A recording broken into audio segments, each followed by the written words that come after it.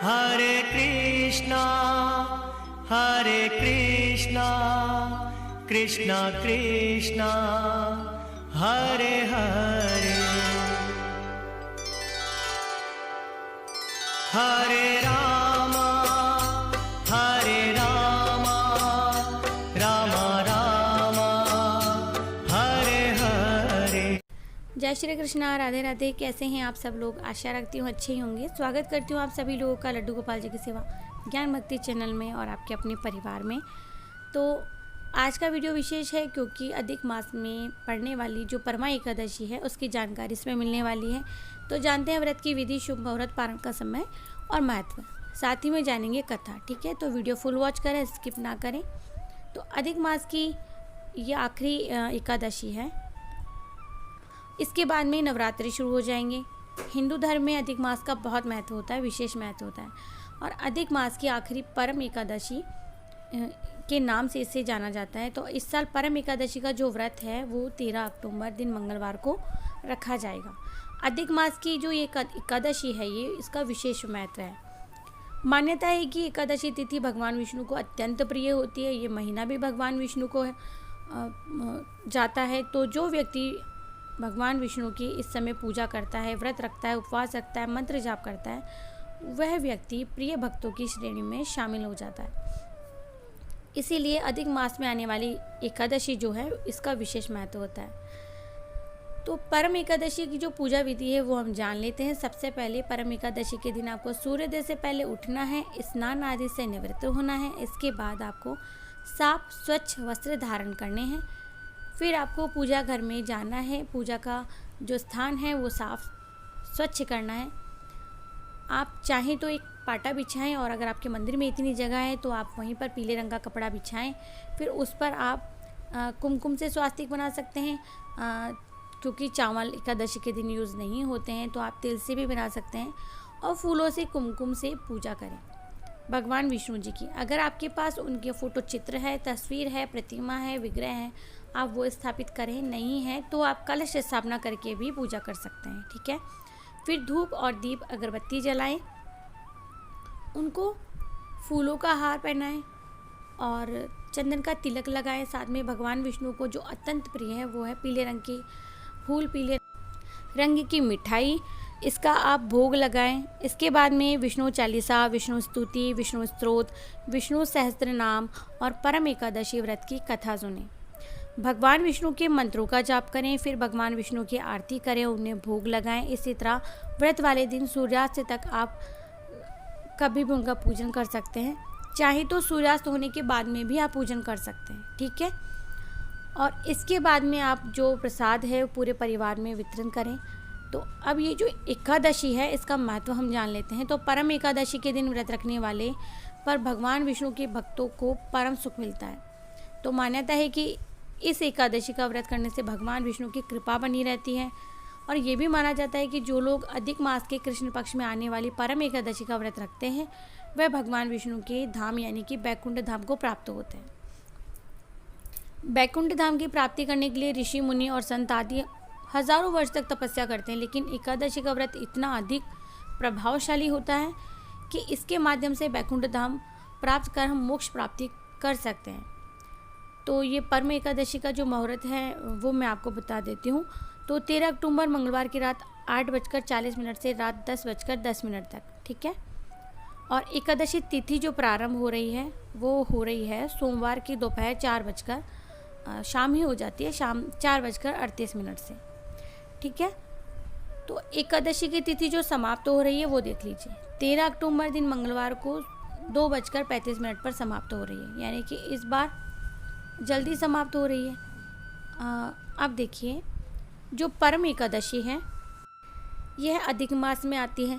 तो अधिक मास का जो महीना है ना, ये दान का महीना होता है। इसमें खूब दान करें आप, जितना आपका सामर्थ्य है, और भगवान जी का जाप करें।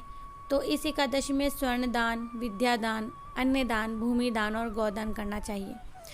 तो परमा एकादशी में आप ये नहीं है स्वर्ण दान है, तो आपने कभी देखा होगा जब पंडित पूजा करवाते हैं हमारे घर में तो स्वर्ण दान के निमित्त वो एक राशि रखवाते हैं, 11 रुपये, 21 रुपये, 51 रुपये, कि ये जो राशि है आपकी स्वर्ण दान के निमित्त है। आप चलिए आप 10 रुपये निकाल के दीजिए, या 20 रुपये, या 21, 51, 101 निकाल करके दीजिए। तो वो कहते हैं कि जब हवन में हम बैठे होते हैं कि गौदान के निमित्त निकाल के दीजिए, तो हम लोग 101 रुपया या जो भी हमारे जितनी श्रद्धा होती है, जितना सामर्थ्य होता है हमारा, हम वो राशि निकाल करके दे देते हैं। तो ये जो गौदान, भूमि दान और स्वर्ण दान है, ये सब दान एक राशि से भी किए जा सकते हैं। जैसे कि आप गौदान जो होता है, आपने देखा होगा कई मंदिरों में पेटियां रखी होती है दान के लिए, तो गौदान लिखा होता है उन पर, आप वो गौदान की राशि उसमें डाल सकते हैं, तो वो हो गया आपका गौदान।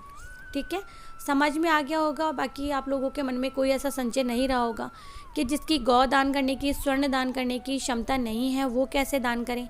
तो इसी तरह से आप दान कर सकते हैं। ठीक है, अब ये जो परमा एकादशी की जो कथा है वो सुनिए कि वो क्या है।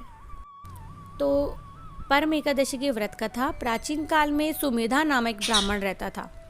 उसकी स्त्री का नाम पवित्रा था। वह परम सती और साध्वी थी और दरिद्रता और निर्धनता में जीवन निर्वाह करते हुए परम धार्मिक भी थी और अतिथि सेवा में तत्पर रहती थी। एक दिन गरीबी से दुखी होकर ब्राह्मण ने परदेश जाने का विचार कर लिया, किंतु उसकी पत्नी ने कहा, स्वामी, धन और संतान पूर्व जन्म के दान से प्राप्त होते हैं, अतः आप इसकी चिंता बिल्कुल भी ना करें।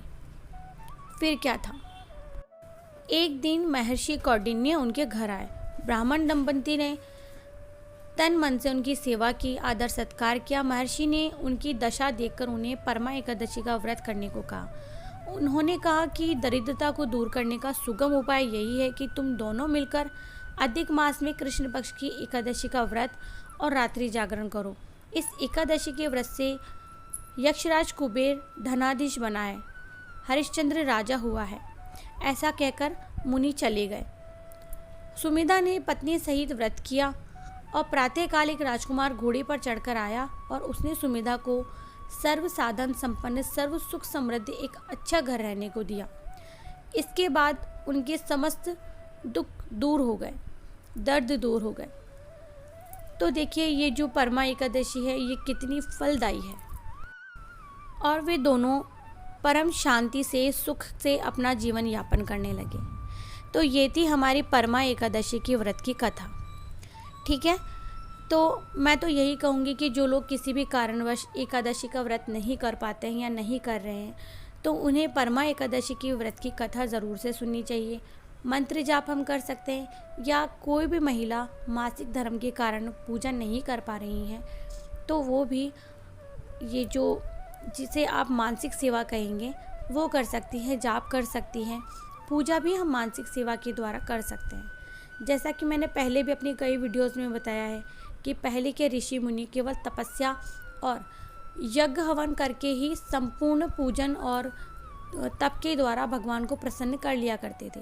पहले आज के समय की जितनी सामग्री नहीं हो पाती थी, मानसिक सेवा, तप, ध्यान ही उनकी पूजा हुआ करती थी और उस समय भगवान साक्षात उपस्थित होकर के वरदान देते थे, और जबकि इस समय में नहीं।